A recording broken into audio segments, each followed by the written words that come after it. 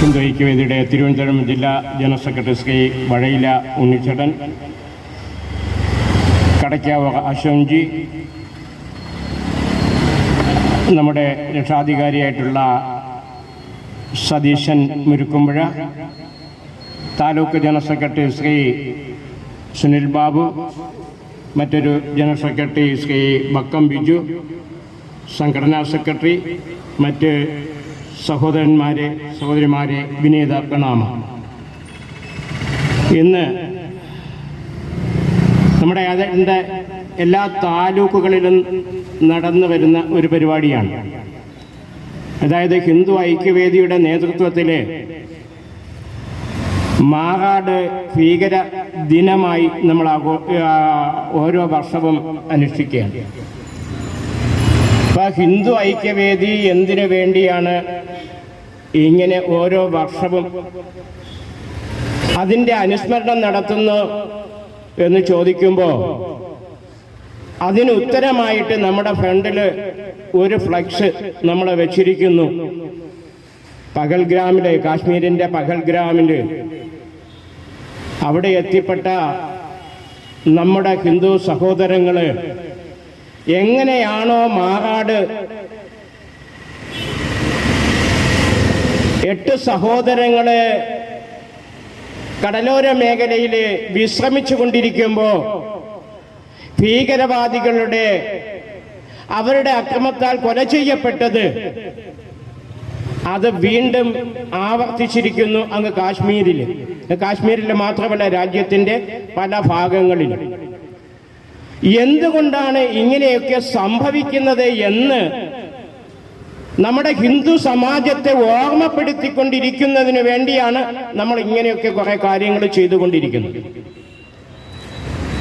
കാര്യം ഹിന്ദു എന്ന് പറയാൻ പോലും അഭിമാനമില്ലാത്ത വിധത്തിൽ നടക്കുന്ന ഒരു കൂട്ടം ഹിന്ദുക്കളുണ്ട്. ആ ഹിന്ദുക്കളെ ഓർമ്മപ്പെടുത്തുന്നതിന് വേണ്ടിയാണ് നമ്മൾ ഇങ്ങനെ ഈ വിഷയങ്ങളെ വീണ്ടും വീണ്ടും സമാജത്തിന്റെ മുമ്പിൽ അവതരിപ്പിച്ചു കൊണ്ടിരിക്കുന്നത്. ഈ ഭാരതത്തിലെ ഏതാണ്ട് 82% പുറത്ത് ഹിന്ദു സമാജമുണ്ട് എന്ന് പറയുമ്പോൾ ആ ഹിന്ദു സമാജം, ഇവിടുത്തെ ഭൂരിപക്ഷ ജനത നമ്മുടെ ഭയപ്പാടിൽ ജീവിക്കേണ്ട അവസ്ഥ വന്നിരിക്കുകയാണ്.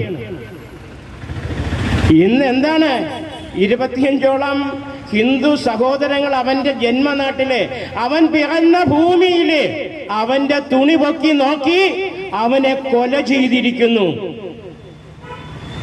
നമ്മുടെ ഉള്ളിന്റെ പിടച്ചിൽ ഇപ്പോഴും മാറിയിട്ടില്ല.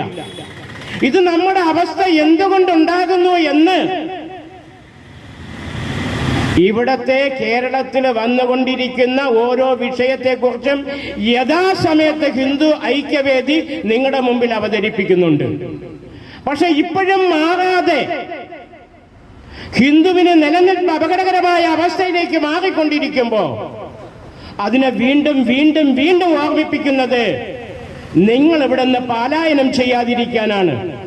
നിങ്ങളല്ല, നിങ്ങളുടെ തലമുറ, നിങ്ങൾ ഉണ്ടാക്കി വെക്കുന്ന സമ്പത്തുകൾ ഉണ്ടാക്കി നിങ്ങളുടെ തലമുറയ്ക്ക് കൊടുക്കുമ്പോൾ അവർക്കത് ഉപയോഗപ്പെടുത്താൻ, അവർക്ക് ഈ മണ്ണിൽ സ്വൈര്യമായി ജീവിക്കാൻ, ആ അവസ്ഥ നഷ്ടപ്പെട്ടു പോകാതിരിക്കാൻ നിങ്ങളെ ഓർമ്മപ്പെടുത്തുന്നതിന് വേണ്ടിയാണ് ഹിന്ദു ഐക്യവേദി ഇങ്ങനെ ഒരു വിഷയം അവതരിപ്പിച്ചുകൊണ്ടേയിരിക്കുന്നത്.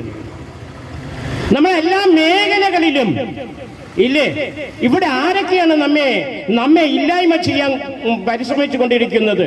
ഒന്ന് ഇസ്ലാമിക ഭീകരവാദികള് ലവ് ജിഹാദ്. നമ്മുടെ കുട്ടികളെ പഠിക്കാൻ പോലും വിദ്യാലയത്തിൽ അയക്കാൻ കഴിയുന്നില്ലേ? ഒരു കൂട്ടര് ലവ് ജിഹാദിന്റെ പേരിൽ ഇവിടെ മതം മാറ്റം നടത്തുമ്പോ ഒരു കൂട്ടര് നമ്മുടെ വീടാന്തരം കയറി ഇറങ്ങി നമ്മുടെ ദേവീദേവന്മാരെ അടിച്ചാക്ഷേപിച്ച് മതം മാറ്റാൻ പറ്റും. നിങ്ങൾ മെഡിക്കൽ കോളേജിൽ പോയാൽ കാണാം മതപരിവർത്തന ഏജന്റ്മാരുടെ ക്യൂ. താലൂക്ക് ആശുപത്രി കാണാം.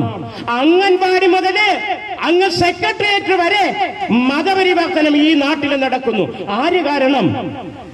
ഈ നാട് ഭരിക്കുന്ന ഭരണാധികാരികൾക്ക് ഇവിടത്തെ ഭൂരിപക്ഷ ജനതയെ ഇല്ലായ്മ ചെയ്യാൻ കൂട്ടുനിൽക്കുമ്പോ കഴിഞ്ഞ സ്വതന്ത്ര ഭാരതത്തിൽ ഈ നാട് ഭരിച്ചവരെല്ലാം ഹിന്ദുവിനെ ഭയപ്പെടുത്തി മുമ്പോട്ട് പോകുമ്പോൾ നമുക്കിതുപോലെയുള്ള വേദികളിലേക്ക് കയറേണ്ടി വരുന്നു. അതുകൊണ്ടാണ് നമുക്കിത് സംഭവിക്കുന്നത്. നാം ചിന്തിക്കണം. നാം ചിന്തിച്ചുറപ്പിച്ചൊരു തീരുമാനത്തിലെത്തിയില്ല എങ്കിൽ അനേകായിരം നമ്മുടെ ദേവാലയങ്ങളുണ്ട്, നിങ്ങൾ കാണുന്നില്ലേ? ആ ദേവാലയത്തിലൊന്ന് നമ്മുടെ ഹിന്ദു ധർമ്മത്തെ കുറിച്ചൊന്ന് സംസാരിക്കാൻ, ഒരു ദിവസം 1 മണിക്കൂർ ചെലവഴിക്കാൻ നമ്മുടെ ദേവാലയ ഭരണാധികാരികൾ തയ്യാറുണ്ടോ? എന്ത് ഉപയോഗമാണ് നമുക്ക് ദേവാലയങ്ങളുടെ ഹിന്ദു ധർമ്മം? ക്രിസ്ത്യൻ മതം പഠിക്കാനായിട്ട് അവർക്ക് സൺഡേ ക്ലാസ്സുകളുണ്ട്, അവർക്ക് വേദികളുണ്ട്, അവരുടെ മതത്തെക്കുറിച്ച് അവർ പ്രസംഗം നടത്തുന്നു. എല്ലാ വെള്ളിയാഴ്ച ദിവസങ്ങളും ഇസ്ലാമിക സഹോദരങ്ങളെ അവരുടെ പള്ളികളിലെ മതപ്രഭാഷണം നടത്തുന്നു. പക്ഷെ ദേവാലയങ്ങളോ? ഇന്ന് ധനം ഹിന്ദുവിനെ മുച്ചൂടും നശിപ്പിക്കുന്ന അവന്റെ ധനം പിടിച്ചു വാങ്ങി തെങ്ങിൻ പൂക്കളെ തറയിൽ അടിച്ചു ചിതറിക്കുന്ന പോലെ ദേവാലയങ്ങളെ ഹിന്ദുവിനെ ഇല്ലായ്മ ചെയ്തുകൊണ്ടിരിക്കുന്നു. നമ്മുടെ മത സാമുദായിക സംഘടനകളോ? ഏത് സമുദായമാണ് നമ്മുടെ ഹിന്ദുവിനെ ഒന്ന് ഉണർത്തുന്നതിന് വേണ്ടി സമുദായത്തിന്റെ നേതൃത്വം പറഞ്ഞ് അവനെ ഇല്ലായ്മ ചെയ്യാനല്ലാതെ അവനെ ഉയർത്തുവാൻ വേണ്ടി അത് സമുദായം പരിശ്രമിക്കുന്നുണ്ട്? നമ്മൾ ചിന്തിക്കേണ്ടതാണ്. ഇവിടെ നിന്നുകൊണ്ടാണ് സഹോദരങ്ങളെ ഇവിടത്തെ എത്രയോ വർഷങ്ങൾക്ക് മുമ്പ് മറന്നുപോയ ജാതീയതയെ ഇവിടത്തെ രാഷ്ട്രീയക്കാരൻ നിത്യം ചെണ്ട കൊട്ടി ഉണർത്തുന്നത് എന്തിനാണ്? നമ്മയെ വ്യത്യസ്തപ്പെടുത്തി നിലനിർത്തുന്നതിന് വേണ്ടിയാണ്. നമ്മളെന്നോ ജാതീയത മറന്നു. ഇവിടെ ജാതീയതയ്ക്ക് അതീതമായി എത്ര വിവാഹങ്ങൾ നടക്കുന്നു, എന്തെല്ലാം രൂപങ്ങളില് കാര്യങ്ങളില്. നമ്മളെ ദേവാലയങ്ങളിൽ നടക്കുന്ന സമൂഹ സദ്യകളില് ആരെങ്കിലും ജാതി ഒരു ആള് കഴിച്ച പാത്രത്തിൽ തന്നെയാണ് അടുത്ത ആളും കഴിക്കുന്നത്. അവിടെ ജാതി ചിന്തിക്കുന്നില്ല, മതം ചിന്തിക്കുന്നില്ല.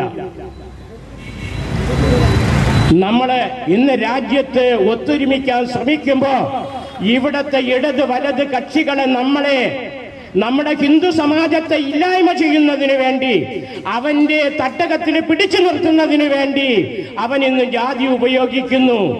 ഇവിടെ നടക്കുന്ന ഭീകരവാദത്തെ കുറിച്ചൊരു വാക്ക് പറയാൻ നിങ്ങളെ കൊണ്ട് നടക്കുന്ന നിങ്ങളുടെ രാഷ്ട്രീയ പ്രസ്ഥാനങ്ങൾ തയ്യാറാവില്ലാതെ വരുന്നു. അതുകൊണ്ടാണ് ഇന്ന് 25ഓളം പേര് കാശ്മീരിൽ മരണപ്പെട്ടപ്പോ, കൊല ചെയ്യപ്പെട്ടപ്പോ ഇവിടെ ഒരു നേതാവ് പറഞ്ഞെന്താണ്? 370-ാം വാപ്പ് എടുത്ത് കളഞ്ഞുകൊണ്ടാണ്. ഈ നാട്ടിലെ ഭീകരവാദത്തിന് പാലൂട്ടി വളർത്തുന്ന ഇമാതിരി ആൾക്കാരെ നിലയ്ക്ക് നിർത്തുന്നതിന് വേണ്ടി നിങ്ങൾ കഷ്ടപ്പെട്ടുണ്ടാക്കിയിരിക്കുന്ന നിങ്ങളുടെ ധനങ്ങൾ നിങ്ങളുടെ തലമുറയ്ക്ക് കൊടുക്കുമ്പോൾ അത് സുരക്ഷിതമായി അവൻ ഉപയോഗിക്കാനുള്ള ഒരു അന്തരീക്ഷം, അതിനൊരു സാഹചര്യം ഈ മണ്ണിൽ സംജാതമാക്കുന്നതിന് ഓരോ ഹിന്ദുവും ഉണർന്നേ തീരൂ. ആ ഹിന്ദുവിനെ ഉണർത്തുന്നതിന് വേണ്ടിയാണ് ഹിന്ദു ഐക്യവേദി ഇതുപോലുള്ള വേദികള് സംഘടിപ്പിച്ചുകൊണ്ട് കേരളമൊട്ടാകെ നിങ്ങളോട് ഈ വിഷയം സൂചിപ്പിക്കുന്നത്. നമ്മുടെ വീടുകളിലേക്ക് വരെയാണ് മതപരിവർത്തനകര്. നമ്മുടെ വീട്ടിന്റെ ഭൂമുഖത്ത് വന്നിട്ടാണ് നമ്മുടെ ദേവീദേവന്മാരെ ആക്ഷേപിക്കുന്നത്. ഇതിന് മാറ്റം വരണമെങ്കിൽ നമ്മൾ തിരിച്ചു നമ്മുടെ ചൂണ്ടുവിരൽ ഉയർത്തേണ്ടത് സാഹചര്യം വന്നിരിക്കുന്നു. അതുകൊണ്ട് മാറാട് വിഷയത്താമട്ടെ, കാശ്മീരിന്റെ വിഷയങ്ങളാകട്ടെ, ഇതിനെ വ്യക്തമായി നമ്മുടെ മുമ്പിൽ അവതരിപ്പിക്കുന്നതിന് വേണ്ടി തിരുവനന്തപുരം ജില്ലാ സെക്രട്ടറി വഴയില ഉണ്ണിയുണ്ട്, കടയ്ക്കാവ് അശോകൻജിയുണ്ട്. അതുകൊണ്ട് ഒരു അധ്യക്ഷ ഭാഷണം ഞാൻ വളരെ ദീർഘിപ്പിച്ചു കൊണ്ടുപോകുന്നില്ല. നിങ്ങളെ മനസ്സിരുത്തി ചിന്തിക്കുക, നമുക്കിവിടെ നിലനിൽക്കണമോ വേണ്ടയോ എന്ന്. നമ്മുടെ വിദ്യാലയങ്ങളിലേക്ക് പോകുന്ന കുട്ടികൾ പോലും അപകടകരമായ അവസ്ഥയിലേക്ക് മാറുമ്പോൾ അവരെ നമ്മുടെ ധർമ്മത്തിൽ പിടിച്ചു നിർത്താൻ, അവരെ ഇവിടെ സുരക്ഷിതമായി നിലനിർത്താൻ നമ്മൾ ഓരോരുത്തരും നമ്മൾ അഭിമാനപൂർവ്വം പറയണം, ഞാൻ ഹിന്ദുവാണ് എന്ന്. ആ മനോഭാവത്തിലേക്ക് തിരിച്ചിറങ്ങിക്കൊണ്ട് നമ്മുടെ നാടിനെയും നമ്മുടെ സംസ്കാരത്തെയും സംരക്ഷിക്കാൻ നമുക്ക് കഴിയുമാറാകട്ടെ എന്ന് മാത്രം പറഞ്ഞുകൊണ്ട് ഞാൻ എൻ്റെ വാക്കുകൾ ഉപസംഹരിക്കുന്നു. അതോടൊപ്പം ഇതിന്റെ ഉദ്ഘാടന പ്രസംഗത്തിനായി ഞാൻ ജില്ലാ ജനറൽ സെക്രട്ടറി വഴലിയ ഉണ്ണിയെ ക്ഷണിച്ചുകൊള്ളുന്നു. ഹിന്ദു ഐക്യവേദിയുടെ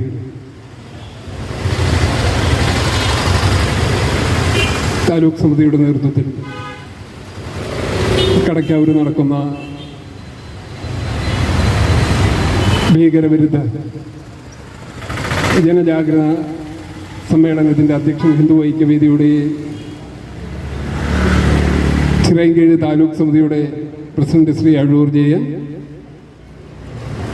ഭദ്രദീപം കൊളുത്തിയ ഹിന്ദു ഐക്യവേദിയുടെ ചിറയൻകീഴ് താലൂക്ക് രക്ഷാധികാരി ശ്രീ സതീശൻ, ഹിന്ദു ഐക്യവേദിയുടെ തിരുവനന്തപുരം ജില്ലാ ഉപാധ്യക്ഷൻ ശ്രീ കടയ്ക്കാവൂർ അശോകൻ, ഹിന്ദു ഐക്യവേദിയുടെ ചിറയൻകീഴ് താലൂക്കിൻ്റെ ജനറൽ സെക്രട്ടറി ശ്രീ സുനിൽകുമാർ, ശ്രീ വക്കം ബിജു,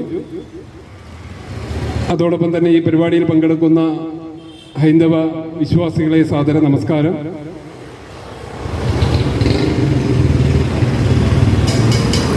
മറക്കില്ല ഒരിക്കലും, പൊറുക്കില്ല ഒരിക്കലും എന്നൊരു സന്ദേശം നൽകിക്കൊണ്ട് ഹിന്ദു ഐക്യവേദി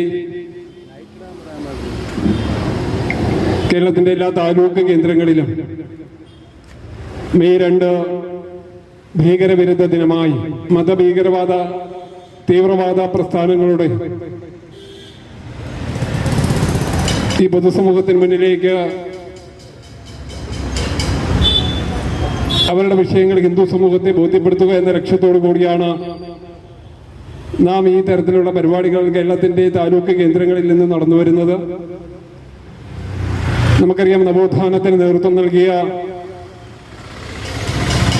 ശ്രീ നാരായണ ഗുരുദേവന്റെ പവിത്രമായ പാദസ്പർശമേറ്റ ഒരു മണ്ണാണ് ഈ കടയ്ക്കാവൂര്. അരുവിപ്പുറത്ത് ശിവപ്രതിഷ്ഠ നടത്തിയതുപോലെ അതിനുശേഷം ഈ കടയ്ക്കാവൂരിലും ശ്രീ നാരായണ ഗുരുദേവൻ ശിവപ്രതിഷ്ഠ നടത്തിയ സ്ഥലമാണ്. അങ്ങനെ ഒട്ടനവധി നവോത്ഥാന നായകന്മാർക്ക് അവരുടെ പാദസ്പർശമേറ്റ മണ്ണാണ് ഈ കടയ്ക്കാവൂര്. ഇന്ന് ഈ പരിപാടിയുടെ തുടക്കത്തിൽ ശ്രദ്ധാഞ്ജലി അർപ്പിച്ചുകൊണ്ടാണ് നാം തുടക്കം കുറിച്ചത്. അതോടൊപ്പം തന്നെ അവിടെ നമ്മുടെ മാറാടിലെ ധീരബലിദാനികളെയും 25-ാം തീയതി മതഭീകരവാദികളുടെ തോക്കിനിരയായ 25ഓളം പേരുടെ ആ ബലിദാനികളുടെയും ശ്രദ്ധാഞ്ജലിയാണ് അർപ്പിക്കുന്നത്. അതോടൊപ്പം തന്നെ ഈ കഴിഞ്ഞ ദിവസം കർണാടകയില് ഹൈന്ദവ സംഘടനകളുടെ പ്രവർത്തനത്തിന് നേതൃത്വം നൽകി വരുന്ന ബജറംഗദളിന്റെ വിശ്വഹിന്ദു പരിഷത്തിന്റെ യുവജന വിഭാഗമായ ബജറംഗദളിന്റെ നേതാവായ സുഹാസ് ഷെഡ്ഡിയെ കഴിഞ്ഞ ദിവസം നമ്മുടെ നവമാധ്യമങ്ങളിലൂടെയൊക്കെ നാം കണ്ടതാണ്. ആ കർണാടകയിലെ മതഭീകരവാദികളുടെ മത തീവ്രവാദികളുടെ നേതൃത്വത്തിൽ ആ സുഹാസ് ഷെഡ്ഡിയെ ഹൈന്ദവ സംഘടനകളുടെ പ്രവർത്തനം ഏറ്റെടുത്തതിന്റെ പേരിൽ മതഭീകരവാദികളുടെ നേതൃത്വത്തിൽ അതിനിഷ്ഠൂരമായി ആ കർണാടകയിലെ ആ സുഹാസ് ഷെഡ്ഡിയെയും കൊലപ്പെടുത്തി അദ്ദേഹത്തിൻ്റെയും ആ ബലിദാനിയുടെയും പാദസ്പർശത്തിന് മുന്നിൽ ശ്രദ്ധാഞ്ജലി അർപ്പിക്കുകയാണ്. നമുക്കറിയാം, ഹിന്ദു ഐക്യവേദി എന്ന് പറയുന്ന സംഘടനയുടെ ഒരു സംഘടനാ സമരം ഏറ്റെടുത്തുകൊണ്ട് മുന്നോട്ട് വന്നൊരു സംഘടനയാണ്. നാം ഈ പരിപാടി ഇവിടെ സംഘടിപ്പിക്കുമ്പോൾ ഹൈന്ദവ നവോത്ഥാന പ്രവർത്തനത്തിന് നേതൃത്വം നൽകിക്കൊണ്ട്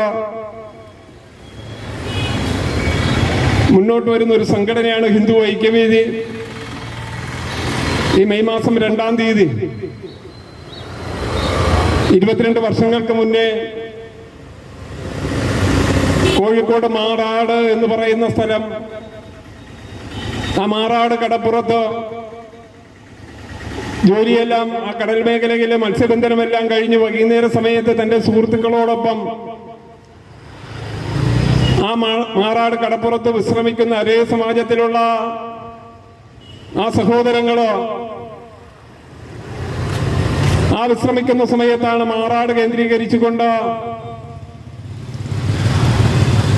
മതഭീകരവാദികളുടെ മത തീവ്രവാദികളുടെ നേതൃത്വത്തിൽ മാറാട് ജുമാ മസ്ജിദിലെ ആയുധം സംഭരിച്ചുകൊണ്ട് 1921 1921 സ്വാതന്ത്ര്യ സമരം എന്ന് അവകാശപ്പെട്ടുകൊണ്ട് ഹിന്ദുവിനെ ഉന്മൂലനം ചെയ്യുമ്പോൾ ആ ഹിന്ദുവിനെ കൂട്ടക്കൊല ചെയ്യുന്ന സമയത്ത് ഒരു മുദ്രാവാക്യം വിളിച്ചിരുന്നു. അതേ ഒരു ഇതാണ് ബോലോ അല്ലാഹു അക്ബർ എന്നുള്ള മുദ്രാവാക്യം വിളിച്ചുകൊണ്ട് ആ മാറാട് 200ഓളം മതഭീകരവാദികളുടെ നേതൃത്വത്തിൽ ആയുധങ്ങൾ സംഭരിച്ചുകൊണ്ട് വാളും അതോടൊപ്പം തന്നെ ബോംബ് സ്ഫോടനവും നടത്തിക്കൊണ്ട് ആ മാറാട് കടപ്പുറത്ത് വിശ്രമിക്കുന്ന അരേ സമാജത്തിലുള്ള 8ഓളം പേരെ വെട്ടി കൊലപ്പെടുത്തുകയായിരുന്നു. 15ഓളം പേര് ജീവച്ഛവമായ ആ മാറാട് കടപ്പുറം അരേ സമാജത്തിലുള്ള 8 പേരുടെയും രക്തം ചീന്തിക്കൊണ്ട് ആ മാറാട് കടപ്പുറത്ത് 8 പേരുടെ ജീവൻ സമർപ്പിക്കേണ്ടി വന്ന മതഭീകരവാദികളുടെ നേതൃത്വത്തിൽ നടന്ന അരും കൊലയാണ്. ആ 22 വർഷം പിന്നിടുമ്പോഴും ആ മാറാട് മേഖലകളില് ഏത് തരത്തിലുള്ള ഒരു കലാപമാണോ ഉണ്ടാക്കിയത്, അതേ കലാപത്തിന്റെ ലക്ഷ്യമാണ് പിന്നീട് നാം എല്ലാ മേഖലകളിലേക്കും നമ്മുടെ ഭാരതത്തിലായിരുന്നാലും കേരളത്തിലും നാം പിന്നീട് കണ്ടുവരുന്നത്. ആ മാറാട് കലാപവുമായി ബന്ധപ്പെട്ടുകൊണ്ട് എല്ലാം നഷ്ടപ്പെട്ട സ്വന്തം വിവാഹം കഴിഞ്ഞ് ഒരാഴ്ച പിന്നിടുന്ന സമയത്ത് വിധവയാകേണ്ടി വന്ന ഒരു സഹോദരിയുടെ രോദനം, സ്വന്തം മകനെ സ്വന്തം അമ്മയുടെ കൺമുന്നിൽ വെച്ച് അതിദാരുണമായി വെട്ടിക്കൊലപ്പെടുത്തുന്നത് കാണേണ്ടി വന്ന അമ്മയുടെ രോദനം, സ്വന്തം മക്കളുടെ മുന്നിലിട്ട് അതിദാരുണമായി കൊലപ്പെടുത്തുന്നത് കാണേണ്ടി വന്ന ഒരു ജനവിഭാഗത്തിന്റെ രോദനം, അതിനു വേണ്ടിയിട്ടുള്ളൊരു എന്ത് തെറ്റാണ് ആ അരേ സമാജത്തിലുള്ളവര് കടപ്പുറത്ത് തന്റെ കുടുംബത്തെ പോറ്റുന്നതിന് വേണ്ടി, തന്റെ മക്കളെ പഠിപ്പിക്കുന്നതിന് വേണ്ടി രാവന്തിയോളം ആ കടലില് മത്സ്യബന്ധനം നടത്തി തന്റെ കുടുംബത്തെ സംരക്ഷിക്കുന്ന ആ കുടുംബനാഥനെ അതിദാരുണമായി കൊലപ്പെടുത്തുകയാണ് ഉണ്ടായത്. 9 പേരാണ് അവിടെ മരണപ്പെട്ടത്. ആ 9 പേരെ 8 പേര് അരേ സമാജത്തിലുള്ളവരും അതോടൊപ്പം തന്നെ 9ാമൻ നവാസ് എന്ന് പറയുന്ന ആള് മരണപ്പെടുന്നത് ഈ മതഭീകരവാദികളുടെ ഒപ്പം വന്നയാളാണ്. അവരോടൊപ്പം വന്നയാളുടെ അവരുടെ തന്നെ വെട്ടേറ്റ് മരണപ്പെടുന്നു. അങ്ങനെ 9 പേരാണ് മരണപ്പെടുന്നത്. എല്ലാം നഷ്ടപ്പെട്ട അമ്മമാർക്ക് ഒരു താങ്ങും തണലുമായി അന്ന് മാറിയത് ഹിന്ദു സംഘടനകളുടെ നേതൃത്വത്തിലായിരുന്നു ആ ഒരു പ്രവർത്തനം, ആ സമരമേ നാം ഏറ്റെടുത്തത്. ആ 2003 മാറാട് കലാപം ഒരു പ്രകോപനവുമില്ലാതെ ഹിന്ദുവിനെ കൂട്ടക്കൊല ചെയ്ത സമയത്ത് ആ കൂട്ടക്കൊലയ്ക്ക് നേതൃത്വം നൽകിയവർക്ക് വേണ്ടി ഒത്താശ ചെയ്യുകയായിരുന്നു അന്നത്തെ ഇവിടുത്തെ ഇടത് വലതു മുന്നണികള്. ആ മാറാട് ജുമാ മസ്ജിദ് കേന്ദ്രീകരിച്ചുകൊണ്ട് ആയുധം സംഭരിച്ചുകൊണ്ട് അവിടെ നിന്നാണ് അവര് ഈ കൊലപാതകത്തിന് ശേഷവും ഈ മാറാട് ജുമാ മസ്ജിദിൽ വന്നതിന് ശേഷം രക്തം ചീന്തിയ ആ രക്തക്കറകളുള്ള ആയുധങ്ങളെ രക്തക്കറയെല്ലാം തുടച്ചു മാറ്റിയതിനു ശേഷമാണ് ഈ മാറാട് ജുമാ മസ്ജിദിൽ ആയുധം സംഭരിച്ചതിന് ശേഷമാണ് അവർ ആ സ്ഥലത്ത് നിന്ന് പോകുന്നത്. ആ മാറാട് കലാപവുമായി ബന്ധപ്പെട്ടുകൊണ്ട് അന്നത്തെ ഹൈന്ദവ സംഘടനയുടെ നേതൃത്വത്തിൽ അതിശക്തമായ സമര പോരാട്ടങ്ങൾ സംഘടിപ്പിച്ചു. നിയമപരമായിട്ടുള്ള പോരാട്ടങ്ങളുടെ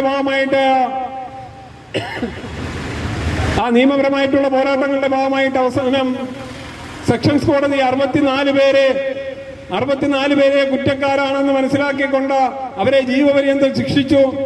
പക്ഷേ എല്ലാം നഷ്ടപ്പെട്ട കുടുംബം ഇവര് മാത്രമല്ല, ഇനിയും ഇതിൽ വെറുതെ വിട്ട പല പ്രതികളും ഈ കുറ്റക്കാരാണെന്ന് മനസ്സിലാക്കിക്കൊണ്ട് വീണ്ടും ഹൈക്കോടതിയെ സമീപിച്ചുകൊണ്ട് ഹൈക്കോടതി 20 പേരെയും കൂടെ ചേർത്തുകൊണ്ട് 84 പേരെ ആ മാറാട് നടന്ന കലാപവുമായി ബന്ധപ്പെട്ടുകൊണ്ട് 8 പേരുടെ കൂട്ടക്കൊലയ്ക്ക് നേതൃത്വം നൽകിയ 84 പേരെ ജീവപര്യന്തം ശിക്ഷിക്കുകയായിരുന്നു.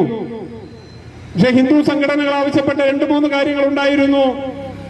അതിൽ അർഹമായ സാമ്പത്തിക സഹായം ചെയ്യണമെന്ന് ആവശ്യപ്പെട്ടു. ആ അർഹമായ സാമ്പത്തിക സഹായം നൽകണമെന്ന് ആവശ്യപ്പെട്ടതിനോടൊപ്പം തന്നെ ഈ മാറാട് കലാപവുമായി ബന്ധപ്പെട്ടുള്ള ഗൂഢാലോചനയും അതോടൊപ്പം തന്നെ ഇതിനു വേണ്ടിയിട്ട് വന്ന സാമ്പത്തിക സ്രോതസ് ആ മാറാട് ഹിന്ദു സമൂഹത്തെ അരേ സമാജത്തെ അരുകൊല ചെയ്തതിനുള്ള ഗൂഢാലോചനയും അതിന്റെ സാമ്പത്തിക സഹായവും വന്നതിനെ കുറിച്ച് അന്വേഷിക്കണമെന്ന് ഹിന്ദു സംഘടനകൾ ആവശ്യപ്പെട്ടു.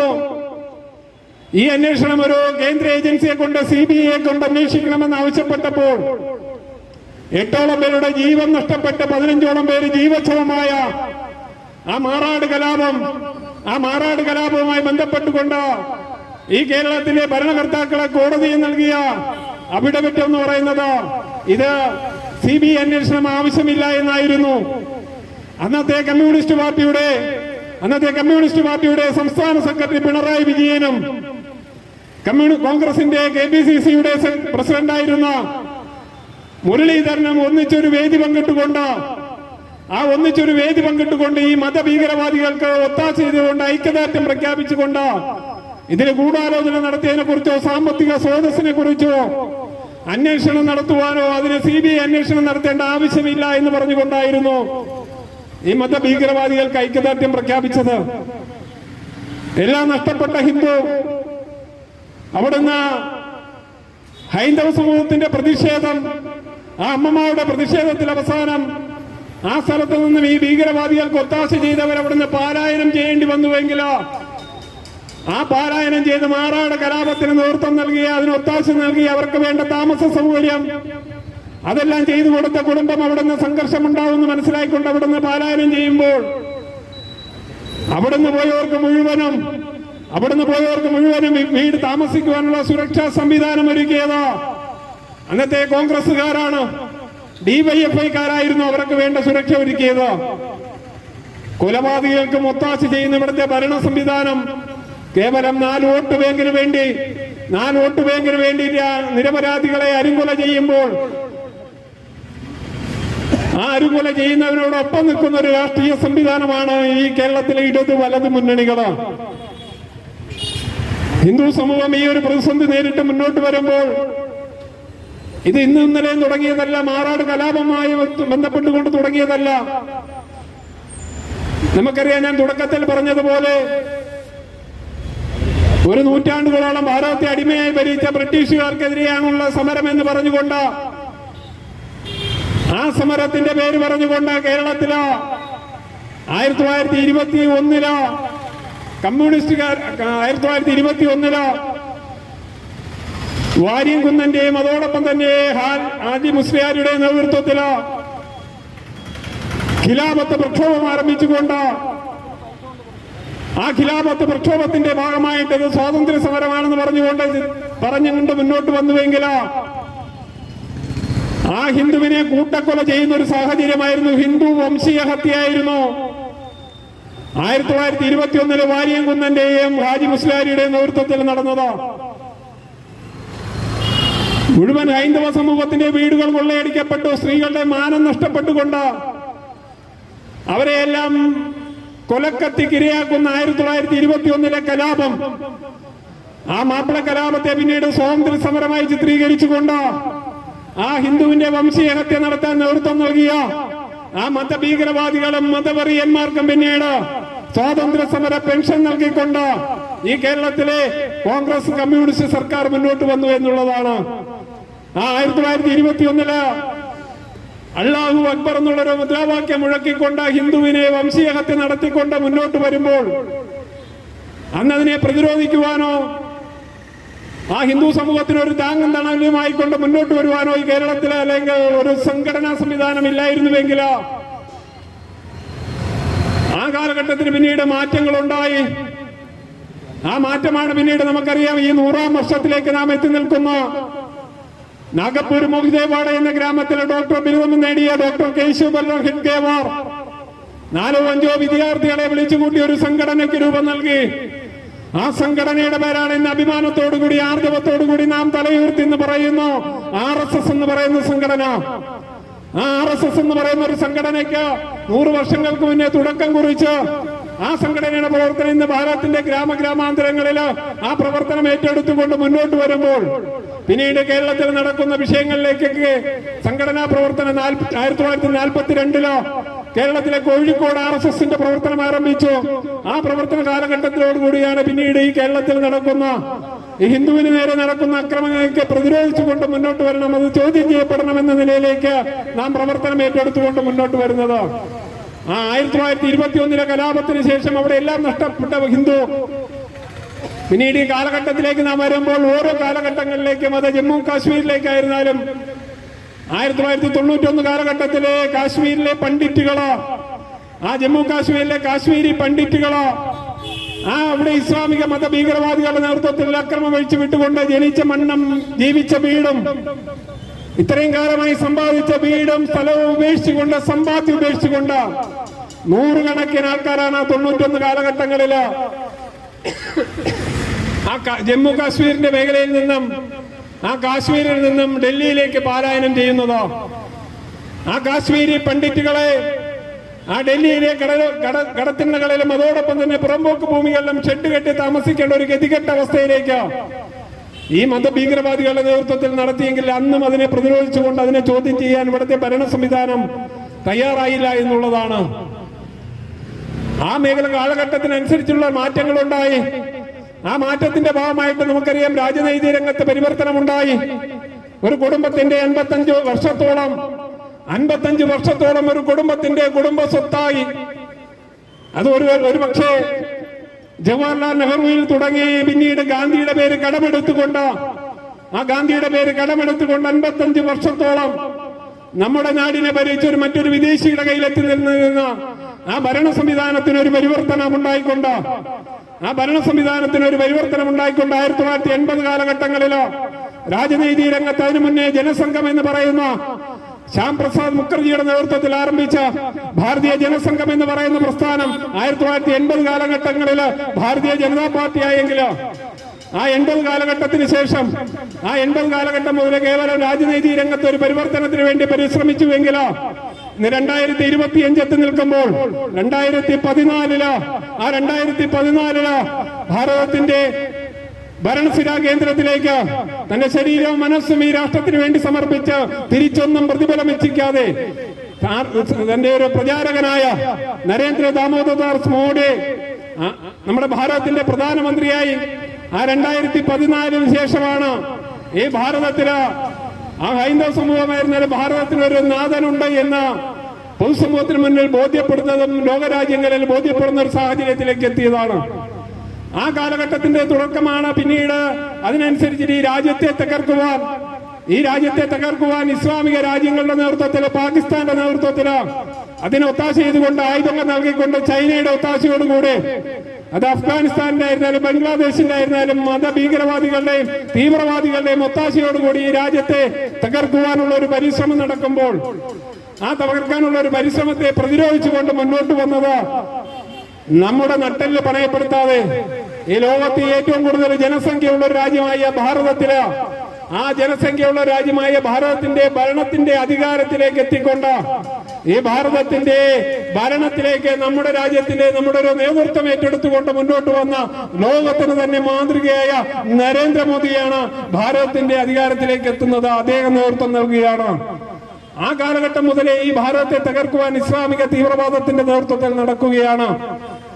അതിന്റെ ഭാഗമായിട്ടാണ് ഒട്ടനവധി മേഖലകളിലേക്ക് നാം നോക്കുന്ന സമയത്ത് നമുക്കറിയാം നിയമ സംവിധാനത്തിന് ഒരുപാട് മാറ്റങ്ങൾ വരുത്തിക്കൊണ്ട് ആ നിയമ സംവിധാനത്തിന്റെ ഭാഗമായി ജമ്മു കാശ്മീരിന് പ്രത്യേക അധികാര പദവി ഉണ്ടായിരുന്ന ഭാരതത്തിന്റെ ഭാഗമാണ്. ആ ജമ്മു കാശ്മീരിന് പ്രത്യേക പദവിയാണ്. ആ ജമ്മു കാശ്മീരിലെ ആ പ്രത്യേക പദവിയുടെ ഭാഗമായി 370 വകുപ്പ് അവിടുന്ന് മാറ്റുകയുണ്ടായി. ഒരു ധീരതയോടുകൂടി, ഒരു നട്ടലുറപ്പോടുകൂടി ഒരു തീരുമാനമെടുത്ത് മുന്നോട്ട് വന്നു. അതിന്റെ ഭാഗമായി ഒരു കാലഘട്ടത്തില് സൈനികരെ വിദ്യാർത്ഥികളെ മുന്നിൽ നിർത്തിക്കൊണ്ട്, പോലീസിനെയും കല്ലെറിഞ്ഞുകൊണ്ട്, വിദ്യാർത്ഥികളെ മുന്നിൽ നിർത്തിക്കൊണ്ട്, പെൺകുട്ടികളെ മുന്നിൽ നിർത്തിക്കൊണ്ട് കല്ലെറിഞ്ഞ് ഇവിടുത്തെ സൈന്യത്തിനെയും പട്ടാളത്തെയും കല്ലെറിയുവാൻ തയ്യാറായ ജനവിഭാഗത്തിന് മുന്നിലേക്ക് അതിന് നേതൃത്വം നൽകിയ, അതിലേക്ക് പ്രതിരോധിച്ചുകൊണ്ട് പിന്നീട് ആ കല്ലെറിഞ്ഞ കുട്ടികള് ഈ രാജ്യത്തിന്റെ അതിർത്തി കാക്കുന്ന സൈന്യത്തിലേക്ക് അംഗമാക്കി എടുക്കുവാൻ കഴിഞ്ഞുവെങ്കിൽ, ഇന്നൊരു സമാധാന അന്തരീക്ഷത്തിലേക്ക് ആ ജമ്മു കാശ്മീരിനെ കൊണ്ടുവരാൻ കഴിഞ്ഞുവെങ്കിൽ അതിനെ തകർക്കാനുള്ള ഒരു ശ്രമമാണ് അവിടെ പിന്നീട് നടക്കുന്ന തീവ്രവാദത്തെ പ്രതിരോധിച്ചുകൊണ്ട് മുന്നോട്ട് വരാനുള്ള ഒരു വലിയൊരു ശ്രമം അവിടെ നടക്കുമ്പോൾ, ആ മേഖലകളിലേക്കെല്ലാം ഇത് നരേന്ദ്രമോദി ചെയ്യുന്ന ചില വിഷയങ്ങളാണെന്ന് പറഞ്ഞുകൊണ്ട് അതിന് തെറ്റായ ഒരു പ്രചരണം കേരളത്തിൽ കമ്മ്യൂണിസ്റ്റും കോൺഗ്രസുകാരും നൽകുകയാണ്. അതിലൊരു പ്രധാനമാണ്, നമുക്കറിയാം, ബഹുമാനപ്പെട്ട നമ്മുടെ പാർലമെന്റിലും അതോടൊപ്പം തന്നെ രാജ്യസഭയിലും ഒരു ഭേദഗതി ബില്ല് പാസാക്കി. ആ ഭേദഗതി ബില്ല് വഖഫ് ഭേദഗതി ബില്ല്, വഖഫ് ഭേദഗതി ബില്ല് ഒരുപാട് സമയത്ത് ഭേദഗതികൾ വരുത്തിയിട്ടുണ്ട്. അന്നൊന്നും ആർക്കും അതിനെതിരെ പ്രതിഷേധം നടത്താൻ പറ്റില്ല. പക്ഷേ ഇപ്പോൾ ഭേദഗതി കൊണ്ടുവന്നപ്പോൾ അതിനെതിരെ രാജ്യത്തെ വ്യാപകമായ കലാപമുണ്ടാക്കാനുള്ള ഒരു വലിയൊരു ശ്രമം നടക്കുകയാണ്. ഞാനിപ്പോൾ ഈ ആറ്റിങ്ങൽ വഴി വരുമ്പോൾ ആറ്റിങ്ങൽ റോഡ് മൊത്തം ബ്ലോക്കാണ്. കാരണം എന്താണ്? വഖഫ് ഭേദഗതി ബില്ല് പിൻവലിക്കണമെന്ന് ആവശ്യപ്പെട്ടുകൊണ്ട് മാമത്തേക്ക് ഒരു പരിപാടി നടക്കുകയാണ്. റോഡ് മൊത്തം ബ്ലോക്ക് ചെയ്തുകൊണ്ട് ഒരു വാഹനം അതിലേക്ക് വരുന്ന ഒരു ആംബുലൻസിനെ പോലും കടത്തിവിടാൻ തയ്യാറല്ല. ആ നിയമ സംവിധാനം നടപ്പിലാക്കേണ്ട പോലീസ് ഉദ്യോഗസ്ഥന്മാരെ ഇവരുടെ മുന്നിൽ ഓച്ചാനിച്ച് നിൽക്കുന്ന ഒരു സാഹചര്യമാണ് ഞാൻ ഇപ്പോൾ വന്നപ്പോൾ കണ്ടതാണ്. ആംബുലൻസിലേക്ക് കയറി ഇവിടെ ഒരു വാഹനം കയറി ഇവിടെ വരാൻ വേണ്ടി പറയുമ്പോൾ അവരെ തെറി വിളിച്ചുകൊണ്ട് ഒഴിവാക്കുന്ന ഒരു സാഹചര്യമാണ് ഇന്നിപ്പോൾ നമ്മൾ ഈ ആറ്റിങ്ങിലെ മാമം എന്ന് പറയുന്ന സ്ഥലത്ത് കാണുന്നത്. അവരാവശ്യപ്പെടുന്നത് എന്താ? വഖഫ് ഭേദഗതി ബില്ല് പിൻവലിക്കണമെന്നാണ്. ഞാൻ ചോദിക്കട്ടെ, ആ വഖഫ് ഭേദഗതി ബില്ലുമായി ബന്ധപ്പെട്ടുകൊണ്ട് വഖഫ് എന്ന് പറഞ്ഞാൽ എന്താ? അള്ളാഹുവിന് ദാനം ചെയ്യുക എന്നുള്ളതാണ്. അള്ളാഹുവിന് ദാനം ചെയ്യുക എന്നുള്ളതാണ്. ആ അള്ളാഹുവിന് ദാനം ചെയ്യുന്നതുമായി ബന്ധപ്പെട്ടുകൊണ്ട് നടക്കുന്ന ഒരു കൊള്ളയാണ്. അതിൽ നടക്കുന്ന മറ്റുള്ളവരുടെ ഭൂമി കയ്യേറുന്ന ചില വിഷയങ്ങൾ അഡ്രസ് ചെയ്തുകൊണ്ടായിരുന്നു അതിന് ഭേദഗതി വരുത്തിയത്. അതിന് സെക്ഷൻ 40 ഒഴിവാക്കി. ആ സെക്ഷൻ 40 ഒഴിവാക്കിയതാണ് ഇവർക്ക് ഏറ്റവും അധികം ഇഷ്യൂ ആവുന്നത്. നിങ്ങൾ കോടതിയെ സമീപിക്കുകയാണ്. കോടതിയുമായി ബന്ധപ്പെട്ടുകൊണ്ടുള്ള ആ വിഷയവുമായി ബന്ധപ്പെട്ടുകൊണ്ട് നിൽക്കുമ്പോഴാണ് നമുക്കറിയാം നമ്മുടെയൊക്കെ ഈ വഖഫ് ഭേദഗതിയുമായി ബന്ധപ്പെട്ടുകൊണ്ട് SDPIയുടെ നേതൃത്വത്തിലോ മമതാ ബാനർജി ഒത്താശ ചെയ്തുകൊണ്ട് ബംഗ്ലാദേശിൽ നിന്നും കുടിയേറിയവർക്കെല്ലാം എല്ലാവർക്കും റേഷൻ കാർഡും അതോടൊപ്പം തന്നെ തിരിച്ചറിയൽ കാർഡ് നൽകി അവരെയൊക്കെ വോട്ടർ പട്ടികയിൽ പേര് ചേർത്തുകൊണ്ട് കേവലം 4 വോട്ട് ബാങ്കിന് വേണ്ടിയിട്ട് കുടിയേറ്റക്കാരെയും അന്യരാജ്യക്കാരെയും കയറ്റിക്കൊണ്ട് ചെയ്യുന്ന സമയത്ത് അതിന്റെ ഒരു ഭീകരതയാണ് നാം ഇപ്പോൾ കണ്ടത്. അതിന്റെ ഒരു ഭാഗമാണ് നമുക്കറിയാം വഖഫ് ഭേദഗതി ബില്ലിനെതിരെ ഭീകരതയ്ക്കെതിരെ ബംഗാളിൽ വലിയൊരു പ്രക്ഷോഭം സംഘടിപ്പിച്ചു. ആ ബംഗാളിൽ നടന്ന പ്രക്ഷോഭം എന്ന് പറയുന്നത് പിന്നീട് വഖഫുമായി ബന്ധപ്പെട്ട പ്രക്ഷോഭമല്ല. അവിടെ പിന്നീട് നാം കണ്ടത് അതൊരു ഗൂഢാലോചനയാണ്. 2003-ലോ 1921 എങ്ങനെയാണോ ഇവിടെ ഒരു കലാപം നടന്നത്, 2003 എങ്ങനെയാണോ ഇവിടെ ഒരു കലാപം നടന്നത്, ആ കലാപത്തിന്റെ മറ്റൊരു മോഡലായിരുന്നു ബംഗാൾ എന്ന് പറയുന്ന സംസ്ഥാനത്ത്. വഖഫ് ഭേദഗതിയുമായി ബന്ധപ്പെട്ടുകൊണ്ട് ഹിന്ദു സമൂഹം എന്ത് തെറ്റാ ചെയ്തത്? വഖഫ് ഭേദഗതിയുമായി ബന്ധപ്പെട്ടുകൊണ്ട് ഹിന്ദു സമൂഹം എന്ത് തെറ്റാ ചെയ്തത്? ആ വഖഫിന്റെ പേര് പറഞ്ഞുകൊണ്ട് ISI എന്ന് പറയുന്ന സംഘടനയുടെയും ഹമാസിന്റെയും അതോടൊപ്പം തന്നെ അൽ ഖ്വയ്ദയുടെയും സഹായത്തോടുകൂടി ആ ബംഗ്ലാദേശിലെ മതഭീകരവാദികളുടെ നേതൃത്വത്തിൽ ആ ബംഗാളിൽ കലാപം നടത്തുകയായിരുന്നു. 3ഓളം പേരുടെ ജീവൻ നഷ്ടപ്പെട്ടു. വീടുകൾ മുഴുവൻ കൊള്ളയടിക്കപ്പെട്ടു. പെൺകുട്ടികൾക്ക് അമ്മമാരുടെ മാനം നഷ്ടപ്പെടുന്ന ഒരു സാഹചര്യം നമ്മുടെ ഈ ഭാരതത്തിൽ ഉണ്ടായപ്പോൾ ആ ഭരണ സംവിധാനത്തിന് നേതൃത്വം നൽകുന്ന മമതാ ബാനർജി അതിനു മുന്നിൽ പകച്ചു നിൽക്കുമ്പോൾ എന്തുകൊണ്ട് നടപടിയെടുക്കാനുള്ള ആർജവം ഉണ്ടായില്ല എന്നുള്ളതാണ്. അവിടെയും ഇത് അനുഭവിക്കേണ്ടി വന്ന ഹിന്ദു സമൂഹത്തിനാണ്. ആ ഹിന്ദു സമൂഹത്തിനെ ഈ ഒരു വിഷയത്തിലേക്ക് ഓരോ കാര്യങ്ങളിലേക്ക് നാം വരുന്ന സമയത്ത് എല്ലാ സ്ഥലങ്ങളിലേക്കും ഇത്തരത്തിലുള്ള ഭീകരമായ അക്രമവും അതോടൊപ്പം തന്നെ ജീവൻ ഹാനി നഷ്ടപ്പെടുന്നത് ഹിന്ദുവിനാണ്. അപ്പോൾ ഇവിടെ മാധ്യമങ്ങളിലൂടെ പറയുകയാണ്, മറ്റൊരു തരത്തിലേക്ക് ചിന്തിക്കുന്ന സമയത്ത് ഈ തീവ്രവാദത്തിന് മതമില്ല എന്നാണ് ഇവിടുത്തെ രാഷ്ട്രീയ സംവിധാനങ്ങൾ പറയുന്നത്. ഇവിടുത്തെ രാഷ്ട്രീയം എന്ന് പറഞ്ഞാൽ കോൺഗ്രസും കമ്മ്യൂണിസ്റ്റുകാരും മുസ്ലിം ലീഗും പറയുകയാണ്. മുസ്ലിം ലീഗിന് എന്ത് ആർജവമാണുള്ളത്? ഒരു മതത്തിന്റെ പേര് പറഞ്ഞുകൊണ്ടുള്ള ഒരു രാഷ്ട്രീയ പാർട്ടി പറയുകയാണ് തീവ്രവാദത്തിന് മതമില്ല എന്നാണ്. എന്നാൽ ഞങ്ങൾ ഇവിടുത്തെ ഹിന്ദുക്കൾ പറയുകയാണ്, ആർജവത്തോടു കൂടി പറയുകയാണ് തീവ്രവാദത്തിന് മതമുണ്ട്. തീവ്രവാദത്തിന് മതമുണ്ട്. അത് ഇസ്ലാം മതമാണ്. ഞാൻ ചോദിക്കട്ടെ, ഈ 25-ാം തീയതി, കഴിഞ്ഞ മാസം 25-ാം തീയതി ആ ജമ്മു കാശ്മീരിൽ നമുക്കറിയാം 26ഓളം പേരുടെ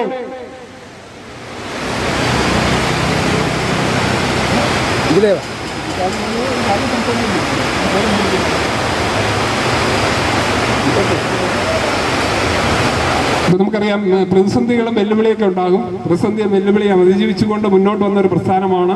ആ പ്രസ്ഥാനത്തിന്റെ 100ാം വർഷമാണ്, ശതാബ്ദിയാണ് നമ്മൾ വരുന്നത്. അവിടെ ഒട്ടനവധി ആൾക്കാരുടെ സമർപ്പണമാണ് ഈ ഒരു പ്രസ്ഥാനത്തിന്റെ. മഴയും വെയിലൊക്കെ വരും. പക്ഷെ നാം മുന്നോട്ട് വെക്കുന്ന ഒരു കാര്യം നമുക്കറിയാം, മതമാണ്, ഇസ്ലാം മതമാണ്. ഞാൻ ചോദിക്കട്ടെ, ജമ്മു കാശ്മീരില്